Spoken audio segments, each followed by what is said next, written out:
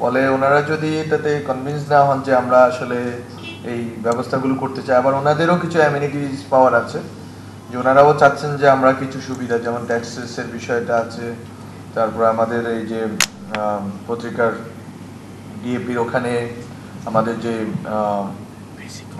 সংখ্যা সার্কুলেশনের বিষয়টা আছে, সার্কুলেশন আমরা এটা অলরেডি আমাদের সংস্কার প্রস্তাবনা আছে, সার্কুলেশন আমরা বাড়িয়ে দেখানো হচ্ছে, বাড়িয়ে দিব, লাইক আবার কমাই দিব কোথাও, যে যেমন ইংলিশ পত্রিকাগুলো আমরা প্রস্তাব আছে যে কমিয়ে ধরার জন্য, এবং স্থানীয় পত্রিকাগুলো আসলে 500-1000 বেশি বের হয় না, এটা মিথ্যা লেখার দরকার নেই। তো ওইটাই আমরা আসলে চাচ্ছি যে আসলে এই জিনিসগুলো সবগুলো বারগুলো রিসাফল করা, এই জিনিসগুলো তাদের দিক থেকেই আছে। তো মালিক পক্ষ এবং সাংবাদিক পক্ষ দুইজনেরই এক ধরনের কনসেনসাস ছাড়া আমি আসলে তো এগোতে পারবো না।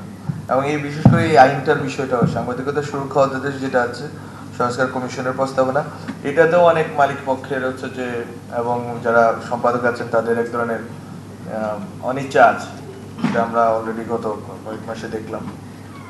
ফলে আমার মালিক পক্ষ এবং সম্পাদক এবং সাংবাদিক সবগুলো অর্গানাইজেশনকেই লাগবে, সবগুলো অর্গানাইজেশনকে আজকে আমরা পাইনি। ফলে প্রথম যে জিনিসটা, সেটা আমার কাছে মনে হচ্ছে যে আপনাদেরকে ক্লান্ত না করে, সাংবাদিকতা সুরক্ষা অধ্যাদেশটা আছে অলরেডি, এই অনলাইনে আছে, আপনাদের কাছে দরকার হয় যদি আপনারা বলেন যে স্পেসিফিকলি আপনার হাউসগুলোতে পাঠানো হবে, আপনারা এই বিষয়ে আপনাদের লিখিত একটা মন্তব্য দিয়ে দেন, তাহলে আমরা এটা পুট আপ করতে সুবিধা হয়। কারণ এটা একটা দীর্ঘ প্রক্রিয়ার ভিতর দিয়ে যেতে হয়, ওটাও 2-3 মাসের সময় লাগে যদি এটাকে আমরা একটা অধ্যাদেশ করতে চাই। তো এই সময় যদি আমরা করে যেতে চাই, তাহলে আপনাদেরকে দ্রুত এটা নিয়ে আমাদেরকে লিখতে হবে, এবং আমরা আপনাদের পর্যালোচনাগুলো, আপনাদের মতামতগুলো তখন আমরা বসে পর্যালোচনা করতে পারি। এখন আপনারা একটা কথা বলবেন, আপনাদের হাউসের আরও একজন বোধহয় বা আপনাদের সংগঠনের আরেকজন হয়তো আরেকটা বক্তব্য দেওয়ার কথা ছিল, সে আসতে পারে নাই বা উনি আসতে পারেন নাই, ফলে এই জিনিসগুলো মানে এক ধরনের সংকট থেকে যাবে। এটা খুবই ছোট আইন, মাত্র 18-20টা অনুচ্ছেদ।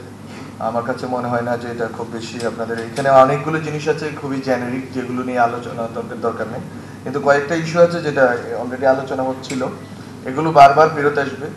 এবং এই পরিধিগুলো ঠিক করা, যেমন সাংবাদিক কাকে বলে, এখানে একটা একটা ওয়াইড একটা সংজ্ঞা দেওয়া আছে, একটা ব্রডার সংজ্ঞা দেওয়া আছে, কিন্তু ওই সংজ্ঞাটা আসলে কি আমরা নিব কিনা, বা আপনারাই নেবেন কিনা, আপনারা সাংবাদিক হিসাবে নেবেন কিনা, এটা তো আমাদেরকে দেখতে হবে।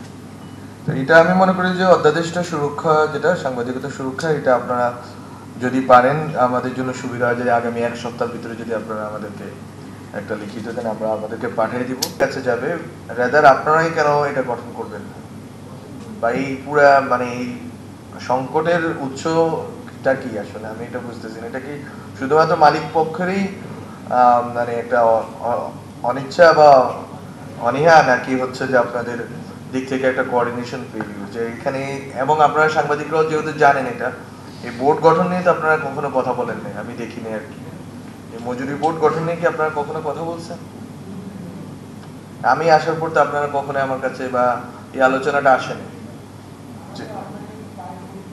আচ্ছা, দ্যাটস অ্যানাদার থিং। কিন্তু আপনি তো কোথাও কোনো এত স্মারকলিপি দিলেন, স্মারকলিপি দেওয়া হয় এখান থেকে সরাইতে হবে, ওখান থেকে সরাইতে হবে, কিন্তু এটা নিয়ে স্মারকলিপি আসেনি আর কি, ফাইলে আছে, অনলাইনে আছে।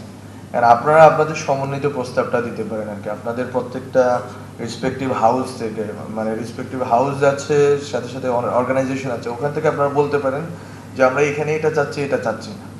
ফলে আমরা ওখানে বোধহয় আমাদের, কারণ এই ডিসকাশনটা শেষ হবে না, মানে এটাতে অনেকে আপনারা আছেন আজকে, আবার অনেকে কিন্তু নাই, যেমন আমাদের মালিক পক্ষের অনেকে নেই। এই জন্য প্রোগ্রামটা আমি হচ্ছে যে একবার ক্যান্সেলেশনের দিকেও যাচ্ছিল, কিন্তু যেভাবেও কোঅর্ডিনেশন ফেলিউর আমাদের, সেটা আমাদের ব্যর্থতা। কিন্তু পয়েন্টটা হচ্ছে এখানে আমার মালিক পক্ষকে লাগবে। আমি যদি মজুরি বোর্ডের কথা বলতে চাই, আমার মালিক পক্ষকে লাগবে। এখন আমি সাংবাদিকরা তো চাচ্ছি মজুরি বোর্ড, সেটা তো গত 6-7 বছর ধরে যাচ্ছে, কিন্তু এটা আমি যদি করতে হয় আমাকে তো মালিক পক্ষকে লাগবে, মালিক পক্ষ কনভিন্স হইতে হবে। এই দুইটা বিষয়টা অন্তত আমার দিক থেকে আমি সমাধান করে দিয়ে যাই আমাদের সময়সীমার ভিতরে। সেটা হচ্ছে ওদের সুরক্ষা অধ্যাদেশ যেটা আছে, জার্নালিজম প্রোটেকশন, যেটা বলে আইন, যেটা করার চেষ্টা করেছে, প্রস্তাব পক্ষই জানেন না যে আসলে এখানে কি, যেমন এখানে স্পষ্টত লেখা আছে, আমি মূল আইনটা দরকার আমি আজকে একটু নিয়ে যাব, পড়বো।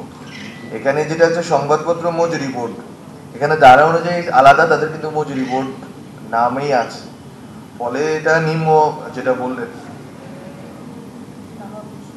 হ্যাঁ ওখানে আলাদাভাবে যাওয়ার প্রশ্নটা আসে কিনা সেটা আপনাকে আবার একটু বা বলতে হবে। ফলে ওখানে তো ওনাদের জন্য সুযোগগুলো আছে আগে থেকে, যে এখানে মজুরি বোর্ড আছে, ওখানে কিংবা মজুরি বোর্ড গঠনের প্রক্রিয়াও লেখা আছে, চেয়ারম্যান থাকবেন, মালিক এবং